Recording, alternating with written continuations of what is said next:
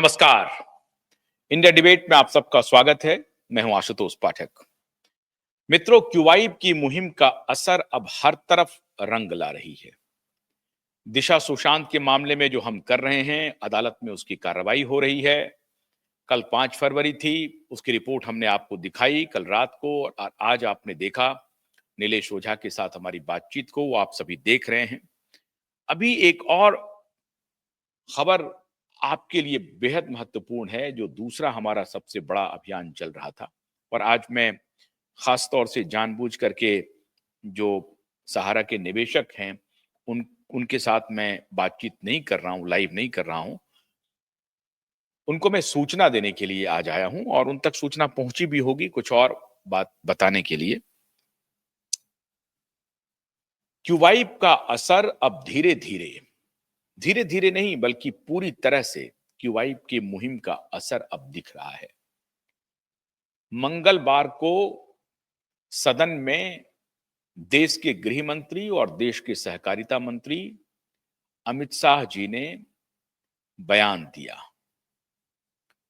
अमित शाह जी ने कहा कि पोर्टल के माध्यम से, सीआरसीएस के माध्यम से अभी तक 2000 करोड़ से अधिक का भुगतान हो चुका है। 11 लाख से अधिक निवेशकों का भुगतान हो चुका है, और अधिकतम राशि जो थी वो 50,000 रुपए तक थी। अगर अब लेकिन 50,000 से ऊपर की भी राशि की भुगतान होगी। अमित शाह जी ने कहा कि भुगतान हम कर रहे हैं, और भुगतान की प्रक्रिया का आकलन अदालत के द्वारा नियुक्त किए गए जो जज हैं उनके संरक्षण में हो रहा है, और एमिकस क्वेरी के संरक्षण में हो रहा है।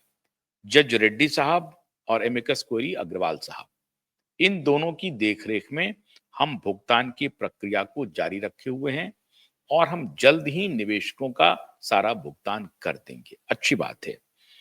कुछ दिन पहले तक 1100-1200 करोड़ का ही भुगतान हो पाया था।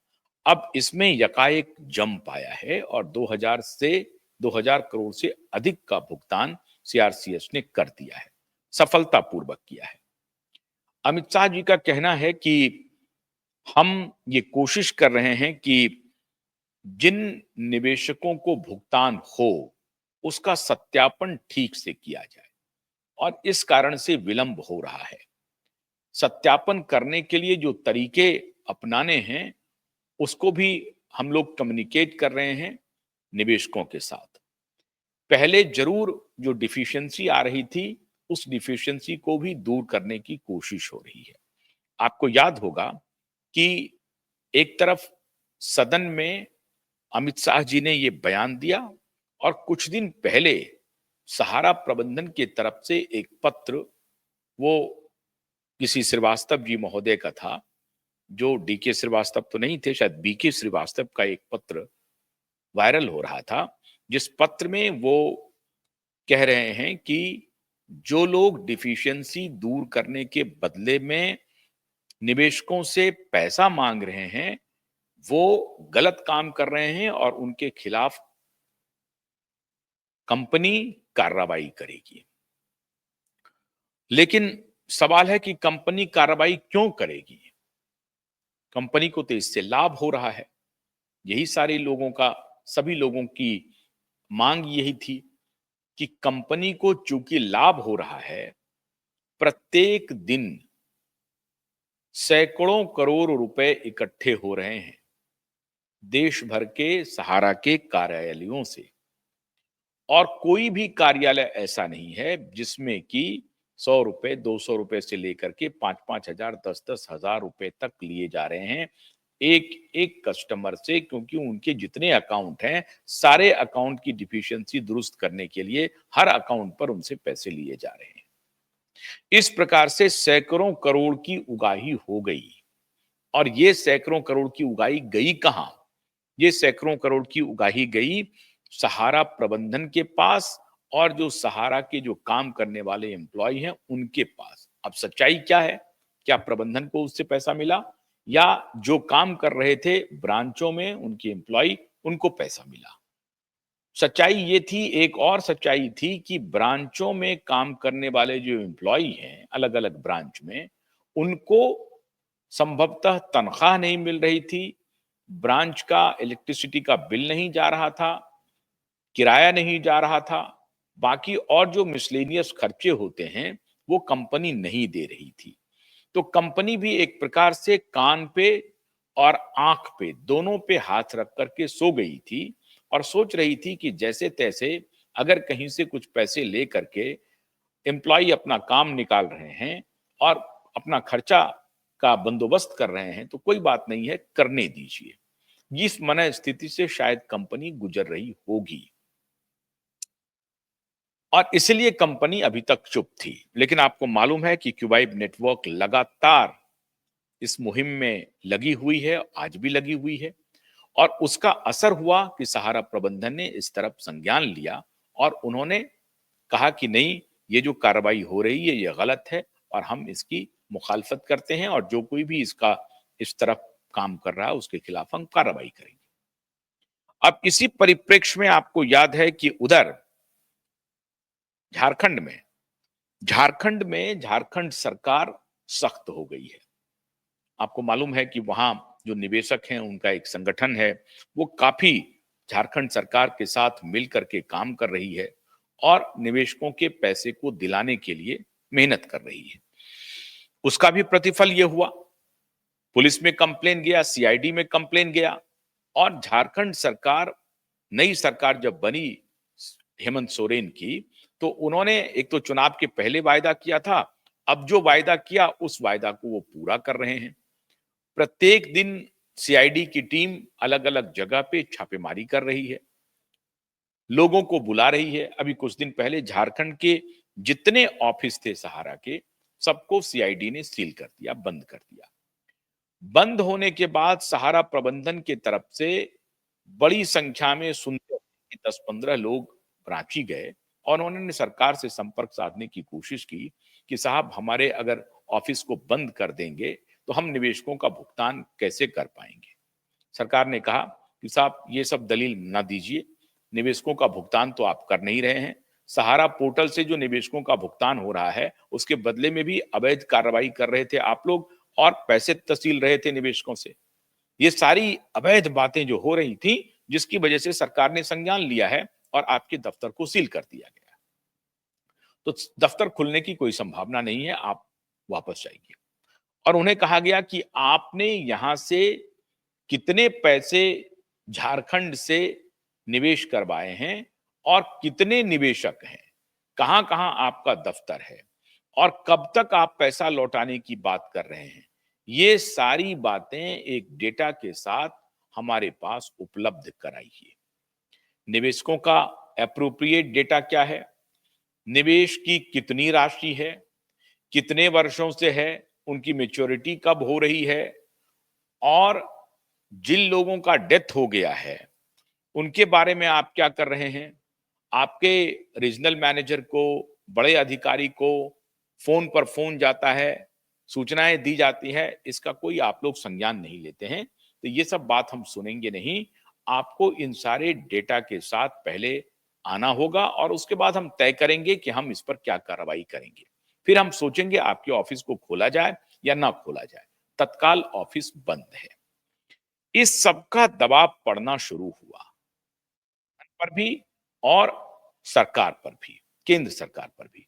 चूंकि केंद्र सरकार डायरेक्ट इसमें एक पार्टी बनी हुई है, क्योंकि कोऑपरेटिव सोसाइटीज के जो पैसे हैं वो मिनिस्ट्री ऑफ कोऑपरेटिव में आता है और उसके मंत्री स्वयं गृह मंत्री अमित शाह जी हैं।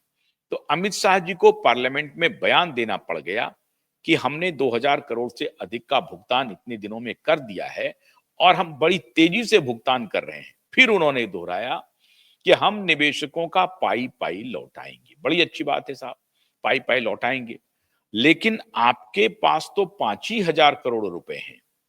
इसका मतलब ये हुआ कि बाकी जो 15-16 हजार करोड़ रुपए अभी वर्तमान में सरकार के पास हैं और 10,000 करोड़ रुपए जो और सेबी सहारा अकाउंट में आने हैं, जिसका कि अब समय भी धीरे धीरे खत्म होने ही वाला है, फरवरी माह में आप आ चुके हैं, सितंबर में हुआ था।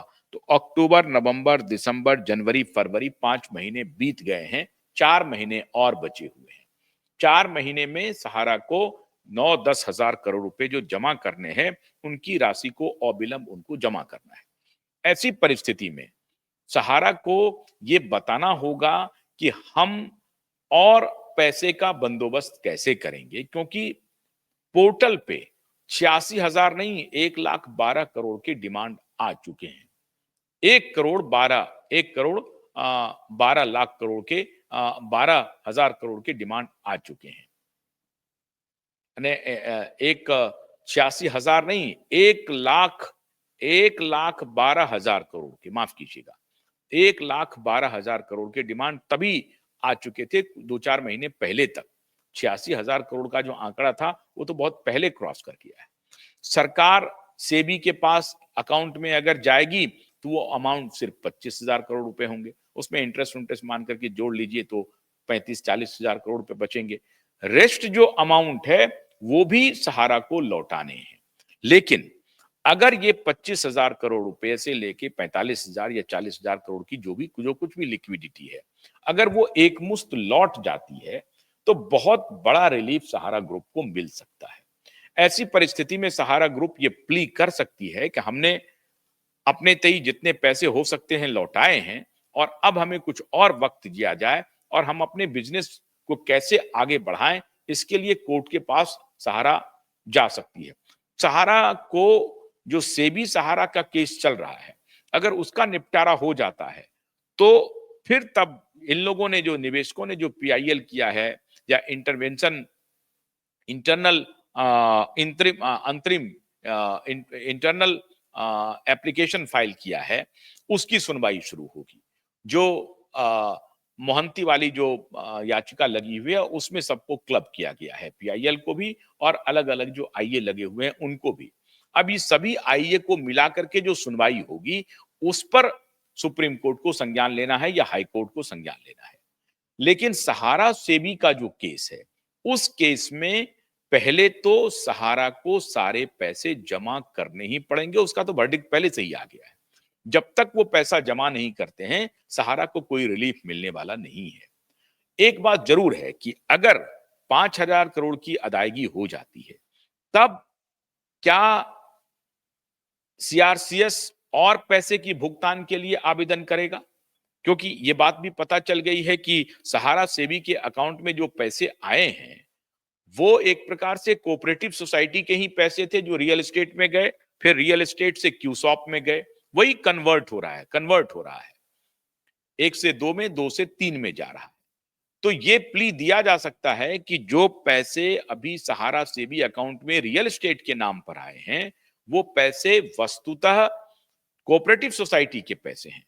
तो कोऑपरेटिव सोसाइटी के ही पैसे, कोऑपरेटिव सोसाइटी के ही निवेशक हैं और निवेशक भी वही हैं जो रियल एस्टेट में गए हैं, और रियल एस्टेट का जो पैसा है वही क्यूसॉप में गया है कन्वर्ट करके। तो निवेशक एक ही है, उन्हीं का पैसा ट्रेल कर रहा है, कभी कोऑपरेटिव सोसाइटी में, फिर उसके बाद ये रियल एस्टेट में, फिर उसके बाद क्यूसॉप में। तो ऐसी परिस्थिति में क्या कोऑपरेटिव सोसाइटी मंत्रालय अदालत के पास जाकर के ये आर्गुमेंट करेगी कि आपके पास जो 15,000 करोड़ रुपए बाकी हैं, बचे हुए हैं, वो पैसे हमें दीजिए क्योंकि हमने 5,000 करोड़ का भुगतान कर दिया है। एक महत्वपूर्ण सवाल उठता है कि सरकार ने कुछ दिन पहले ही जाकर के अदालत में एक अर्जी लगा दी थी कि हम 31 दिसंबर 2025 तक जो है हम इस पैसे की अदायगी करेंगे। 31 दिसंबर 2025 तक 1 साल का वक्त ले लिया था। क्यों लिया था? अब अगर सरकार कह रही है कि हम बड़ी तेजी से पैसे का निपटारा कर रहे हैं, तो 2-4-5 महीने तक तो 1100-1200 करोड़ ही हुआ था। इसका मतलब है कि 2-4-5 महीने में आपने जल्दी से भुगतान कर दिया और आंकड़ा 2000 के पार चला गया। तो 31 दिसंबर 2025 की बात आप क्यों कह रहे हैं? हो सकता है उसके पहले हो जाए। तो खैर, आपने एक समय लिया है कि अगर हमको कोई आपत्ति होती है तो हम इतने दिन तक का हमको समय दीजिए। उम्मीद है कि 31 दिसंबर का आपको इंतजार ना करना पड़े। अगर ये रफ्तार रही और सरकार की मंशा इसी तरीके से चलती रही तो निश्चित रूप से 5,000 करोड़ का भुगतान तो 1-2 दिन में हो सकता है। डिफिशियंसी भी दूर हो रही है धीरे धीरे। सबसे इंपॉर्टेंट बात यह है मित्रों कि जैसे जैसे समूह का दबाव हो रहा है, अभी देखिए उन्होंने जो आंकड़ा दिया है लोकसभा में, वो है 11,61,077 जमाकर्ताओं का कुल 2,025 करोड़ 75 लाख, 2,025 करोड़ 75 लाख, 11,61,077 का उन्होंने ये किया है। और ये उनका बयान है कि जस्टिस सुभाष रेड्डी और एमिकस क्वेरी गौरव अग्रवाल के देखरेख से इस सारे का भुगतान हो रहा है। अब उनका यह कहना था कि 50,000 करोड़ रुपए तक का तो अभी भुगतान हो रहा था, लेकिन अब 5 लाख तक का भी भुगतान हो सकता है। तो 5 लाख रुपए तक की राशि का अगर भुगतान वो शुरू कर देते हैं तो 5,000 करोड़ रुपए तो फौरन अदा हो जाएंगे, खत्म हो जाएंगे। तो इसका मतलब है कि 5,000 करोड़ के बियॉन्ड उनको जाना पड़ेगा। 5,000 करोड़ के अगर वो बियॉन्ड जाते हैं तो उनको जो सहारा से भी अकाउंट में पैसे हैं उससे पैसे निकालने पड़ेंगे और वो पैसे निकाल करके फिर डिस्ट्रीब्यूशन करना पड़ेगा। तो फिर उस पैसे को निकालने के लिए फिर क्या 18 एजेंसी इकट्ठा होगी, फिर आवेदन सुप्रीम कोर्ट जाएगा और फिर सुप्रीम कोर्ट के आदेश, क्योंकि सुप्रीम कोर्ट के आदेश के बाद ही ये 5,000 करोड़ रुपए सरकार को मिले थे लौटाने के लिए। तो अब सरकार जब जाएगी सुप्रीम कोर्ट, उसके बाद ही क्या ये पैसे लौटाने के लिए उनको मिल सकते हैं। अब इसमें जो क्रेडिट सोसाइटी है, एक बार मैं फिर रिपीट कर देता हूं, सहारा के निवेशक तो पिछले 1.5 साल से हम लोग इस पर मंथन करते आ रहे हैं। एक तो है Humara India credit cooperative society limited Kolkata, दूसरा है Sahara credit cooperative society limited Lucknow, और तीसरा है Saharayan universal multipurpose society limited Bhopal, और चौथा है stars multipurpose cooperative society limited Hyderabad. अब इसमें से 3 तो जो सोसाइटी है वो लगभग बंद है, और जो स्टार मल्टीपर्पज है ये शायद चल रहा है अभी भी। ये स्टार मल्टीपर्पज सोसाइटी अभी भी चल रहा है। बाकी जो है ये सारी सोसाइटी को रिजर्व बैंक के आदेश के बाद से बंद कर दिया गया था।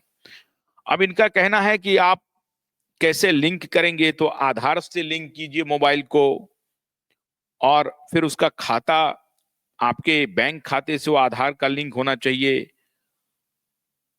जो भी आपका पैसा जमा है सहारा समिति में अगर आपकी जमा की गई है रकम तो उसका विवरण आपको देना होगा। ये सब तो दे ही रहे हैं साहब हमारे निवेशक। तो जब से ये पोर्टल खुला है 18 जुलाई 2023 से, तब से ये सारे विवरण वो दे ही रहे हैं, लेकिन उनको कुछ मिल नहीं रहा है। आवेदन जमा करने के बाद जो है 45 दिनों के भीतर राशि आपके बैंक खाते में आ जाएगी, आ नहीं रहा है। डिफिशियंसी भी दूर हो गई है। कितनी की डिफिशियंसी दूर की गई, उसके बाद भी लोगों को पैसे नहीं मिल रहे हैं। अब सवाल है कि क्या गृह मंत्री पार्लियामेंट में बयान दे करके बच जाएंगे, या गृह मंत्री को ये एश्योर करना पड़ेगा। ये एश्योरेंस सिर्फ बयान से नहीं होगा। आप बयान देते चले जाएं कि नहीं साहब आपको एक एक पाई हम चुकाएंगे, और पाई चुकाने की दिशा में कोई काम ही नहीं करेंगे। अभी फिर 9 महीने अभी बीतने हैं जबकि 10,000 करोड़ रुपए आएंगे। तो ये टोटल 25,000 करोड़ रुपए क्या सीआरसीएस से भुगतान होंगे, या 25,000 करोड़ रुपए जब सरकार के पास आ जाएंगे, जिसमें से कि 22,000 2025 करोड़ रुपए तो उन्होंने डिस्ट्रीब्यूशन ऑलरेडी कर दिया। तो अब जो पैसे सरकार के पास बचे हुए हैं उन पैसों की अदायगी सरकार कैसे करेगी? सीआरसीएस के माध्यम से करेगी या सहारा को इन्वॉल्व करेगी? अगर सहारा को इन्वॉल्व करेगी तो फिर वही 3-5 कहानी होगी। फिर वो इनके एजेंट इनका मैनेजमेंट इतना चालू है कि अपने एजेंट को बता देंगे कि ये देखिए हम पैसा जब सरकार के हलक से निकाल के ले आए हैं, अदालत से लड़ करके ले आए हैं, तो हम जब आपको पैसा लौटा सकते हैं तो रहने दीजिए, आपका पैसा सुरक्षित है, ये मान लीजिए। ये फिर ये कहानी बनाएंगे और इस बीच में सैकड़ों मौतें हुई हैं। इसकी जिम्मेदारी कौन लेगा? इसकी जिम्मेदारी कौन लेगा? देखिए, प्रबंधन ने जो कुकृत्य किया है, उससे सहारा बच नहीं सकती है। उससे सहारा बच नहीं सकती है। सहारा लगातार गलती पर गलती, गलती पर गलती करती जा रही है। हमारे लगातार अभियान के बाद भी जाकर के वो आखिरी समय में कह रहे हैं कि पैसे लिए जा रहे हैं डिफिशियंसी दूर करने के लिए। ये बात उनको बहुत पहले नोटिस में लाया गया था, लेकिन चुप रहे। तब तक काफी काफी पैसे की तस्सीली हो गई। आज भी सहारा की तरफ से कोई पत्र नहीं आ रहा है कि हाँ, हम निवेशकों के पैसे को लौटाएंगे और हम लड़ रहे हैं। अभी कहानी बनी कि मुंबई में आपने ओबराय रियल्टी के साथ आपने कॉन्ट्रैक्ट कर लिया है। वहां से 14,000 नहीं 21,000 करोड़ रुपए आने हैं, लेकिन अगले 14 साल में आने हैं, आज नहीं आने हैं। 21,000 करोड़ रुपए आज के आज नहीं आने, अगले 14 साल में आएंगे। वो रीडेवलप करेंगे, बिल्ड करेंगे, तो धीरे धीरे धीरे धीरे पैसा हम देते जाएंगे। ये अच्छी बात है। सवाल है कि ये जो 25,000 करोड़ रुपए हैं, उसको कैसे लौटाया जाएगा? ये माननीय अमित शाह जी को जवाब देना पड़ेगा। खाली 5,000 करोड़ की बात आप कह दें कि 5,000 करोड़ रुपए हम बहुत जल्द लौटा रहे हैं, इससे नहीं बात बनेगी। आप पार्लियामेंट में आकर के कह रहे हैं कि हम 5,000 करोड़ रुपए लौटाने जा रहे हैं, इतने भर से बात नहीं बनने वाली है। आपको ये एश्योर करना पड़ेगा कि ये 25,000 करोड़ रुपए जो आपके पास आएंगे 5 महीने के बाद, जो और 10,000 करोड़ रुपए आएंगे, और अभी जो आपके पास 10,000 करोड़ रुपए इस 5,000 करोड़ के अतिरिक्त है, उसको कैसे आप अदा करेंगे? सीआरसीएस के पोर्टल के माध्यम से करेंगे या सहारा के प्रबंधन को इसमें इन्वॉल्व करेंगे? और अभी तक क्या सहारा प्रबंधन इसमें आपको मदद कर रही है या नहीं कर रही है? अभी तक जो हमें जानकारी मिल रही थी, वो सहारा प्रबंधन जो है लटकाने भटकाने का धंधा कर रही थी और उसमें एक प्रकार से डिफिशियंसी डिफिशियंसी डिफिशियंसी डिफिशियंसी घोषित करवा रही थी। लेकिन जब दबाव पड़ा है उनके ऊपर, तो अब उनको लग रहा है कि नहीं, हमको तो पैसे लौटाने ही पड़ेंगे, आज नहीं तो कल। एक और ब्रेक मैं करूंगा, वो मैं आपको कल बताऊंगा। बहुत बड़ी ब्रेकिंग है आपके लिए कि सहारा का उच्च पदस्थ मैनेजमेंट क्या सोच रहा है। ये मैं आपको कल बताऊंगा। मैं आज पूरी तरह से, मेरी एक बार बातचीत हो जाए, मैं कंफर्म हो जाऊं, फिर मैं आपको बताऊंगा। लेकिन अभी आज सरकार से जो एक सवाल है कि माननीय अमित शाह जी ने अगर पार्लियामेंट में ये बयान दिया है, तो उनको अपने बयान पर अडिग रहते हुए 5,000 करोड़ रुपए की अदायगी अविलंब सुनिश्चित करनी चाहिए। और दूसरा, 10,000 करोड़ रुपए जो और सहारा सेवी के अकाउंट में है, अभी से आप एप्लीकेशन फाइल कर दीजिए सुप्रीम कोर्ट में, और ये वहां से लीजिए और पोर्टल के माध्यम से दे दीजिए, अगर जल्द से जल्द पे कर रहे हैं तो। और अगर नहीं पे कर रहे हैं, तो सहारा के जितने दफ्तर हैं, उन दफ्तरों को कैसे प्रयोग में ला करके जितना जल्दी हो सके लोगों का पेमेंट कैसे लौटाया जाए, लेकिन वो भी विजिलेंस के साथ, उस पर नजर बना करके। ऐसे नहीं चलेगा कि आपकी कोई नजर नहीं हो और पैसे लौटाने के लिए आप चले जाएं। ऐसे में वारे न्यारे हो जाएंगे। किसी के ऊपर आपको भरोसा नहीं करना है। आपको सिर्फ अपने निवेशकों के हित को देखना है, और निवेशकों का अगर हित होगा, तो जाहिर है कंपनी का भी हित हो जाएगा, क्योंकि कंपनी का इसके बाद एक साख बन सकती है। तो ऐसी परिस्थिति में मुझे लगता है कि अमित शाह जी का जो ये बयान है, निवेशकों के लिए राहत तो जरूर लेके आया है, लेकिन ये राहत तभी मिलेगी जबकि और तेजी से निवेशकों का भुगतान सुनिश्चित किया जाए, जल्द से जल्द किया जाए। सहारा के ऊपर सहारा प्रबंधन क्या सोच रही है, इसके ऊपर मैं आपको कल कुछ अपडेट दूंगा, और सहारा के ऑफिस खुलने के बारे में क्या क्या स्थिति हो सकती है, इसके बारे में बताऊंगा। क्योंकि मामला सिर्फ 25,000 करोड़ का नहीं है, 1,00,000 करोड़ से भी अधिक का है जो सहारा को भुगतान करने हैं। इसलिए मामला बहुत पेचीदा है। इसके बारे में मैं कल बात करूंगा। अभी आशुतोष को अनुमति दीजिए। नमस्कार।